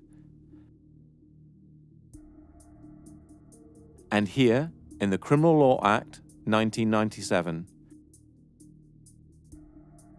and on the gov.uk website. The problems arise when bailiffs do not understand their powers and misinterpret the words of the acts, which is easy to do as they are so complicated. Bailiffs tend to pick the parts of certain acts that suit them best. A prime example of this is when the police attend and the bailiff shows them a court warrant, walking possession order, or something of that nature, and then they show this part of Schedule 12 of the Taking Control of Goods Act, where it states it is an offence to obstruct a bailiff. The police will state that they are there to prevent a breach of the peace, and if you obstruct the bailiff, they will arrest you to prevent that breach of the peace.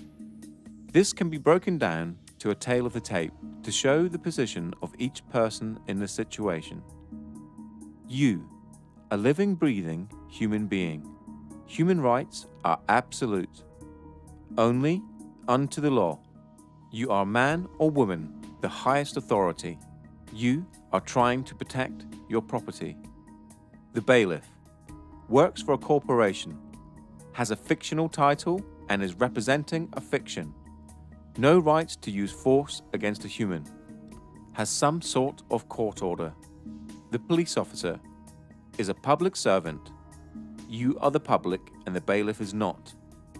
They are there to prevent a breach of the peace. Many encounters have ended with the police siding with the bailiffs, and acts of violence or arrests being made on the debtor, all because of a major misunderstanding on behalf of the police. Here's why. We have shown that force cannot be used to collect a debt except in exceptional circumstances. A bailiff cannot use force on a person. If you are standing in front of your door and peacefully resisting, they cannot move you out of the way. For an arrest under the prevention of a breach of the peace, there are plenty of case laws that show the aggressor is the one to be arrested. The main definition comes from R.V. Howe, 1981, and the following next 4 case laws define who is to be arrested to prevent a breach of the peace.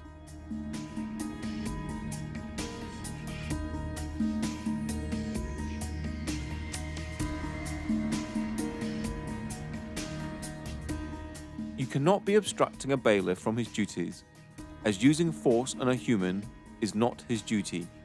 It seems trivial, but the law allows you to peacefully resist the possession of your home or property. If the bailiff is there for a debt or a non-criminal fine, such as a speeding ticket or parking ticket, then it is a civil matter and the police must be impartial no matter what the paperwork says. R.V. Howe, 1981, and Bibby v. Chief Constable of Essex Police, 2004, are now held as the authority for defining a breach of the peace.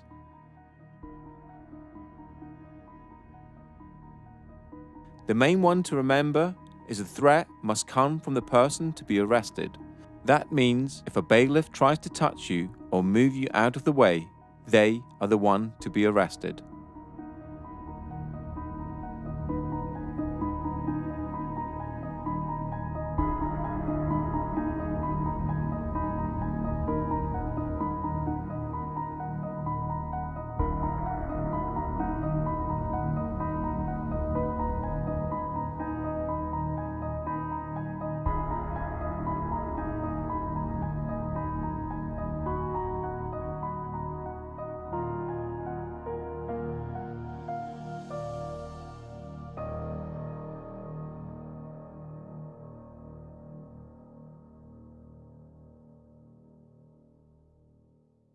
I'm talking to you. I'll help you up in court, mate.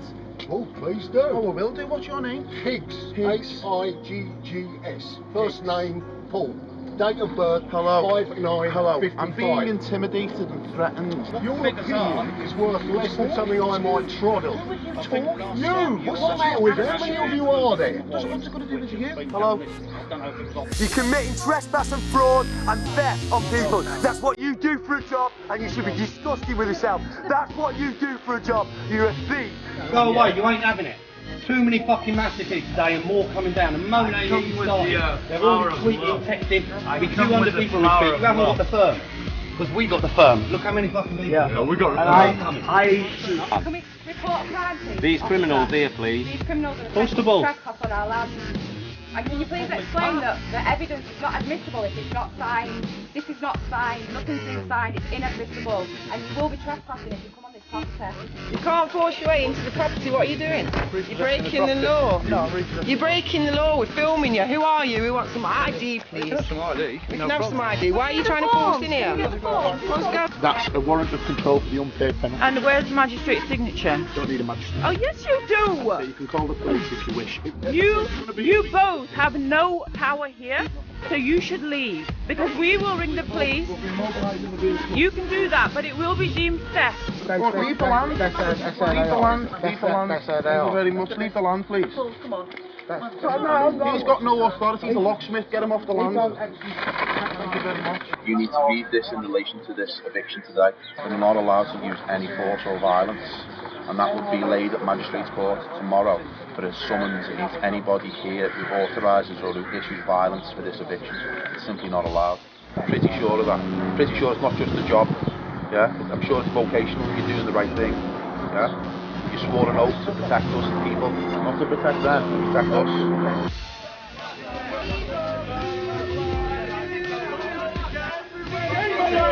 This is gonna happen wherever you guys go from now on. You people need to really think about what you're doing, please, before it's too late. And don't be arrogant, Mr. Koresh. You really have got a problem there.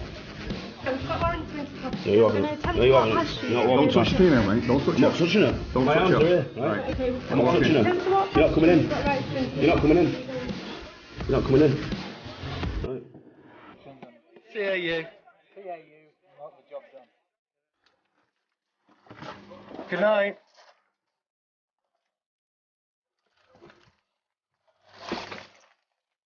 The law. This is criminal. This is trespass. Court bailiff is refusing to request a leave. By a sergeant. Guys, we need to leave. Thank you, Constable. Thank you very much, Constables. Absolutely, you're going to be heroes online. Absolute heroes. Well done. Absolutely amazing work. You've just made history in this country. You've just made history in this country.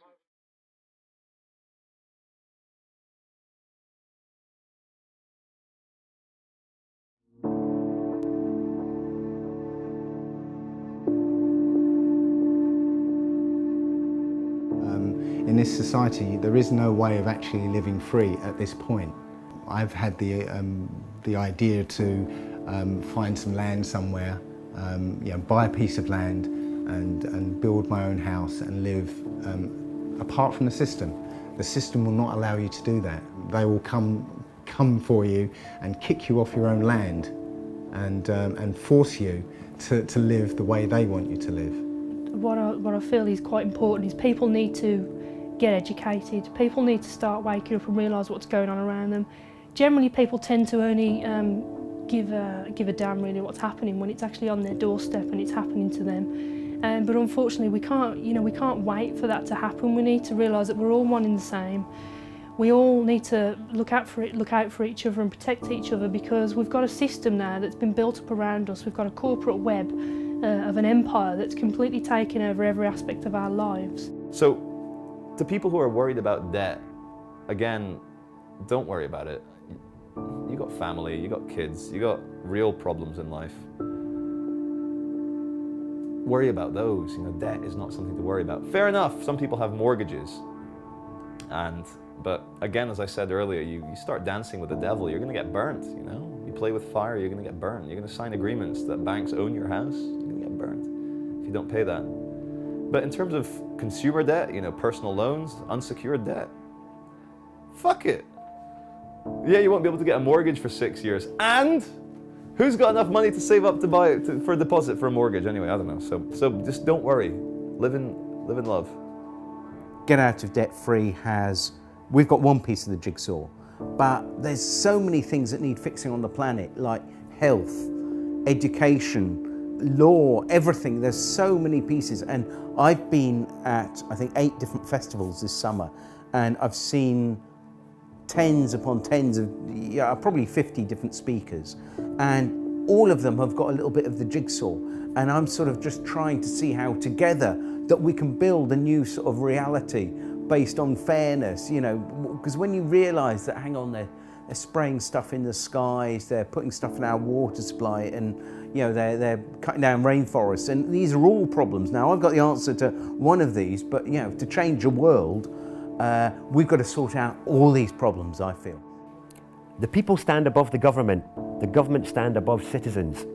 And in America, we've taken the term citizen from them, but citizenship was actually created with the abolition of the slave trade. And it was so that slaves could be given the same rights as the free people, but without the same power. So the citizens were always going to be ascribed their rights and responsibilities by the government. And it was so that they could keep a finger on the ex-slaves. You know, whereas that's now been applied to everybody everywhere, and now obviously you have good citizenship classes at school, and citizenship is on the curriculum now. So all this is being not brought in for us, it's been brought in for a couple of generations' time, when it's totally normalised that everyone is a citizen who only has rights and responsibilities because the government gave them to them. And the standing as the people will be long forgotten by them.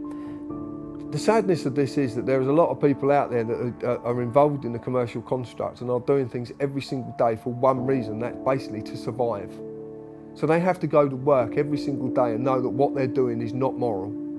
But they have to do it because they feel that there is no other way they can support their families.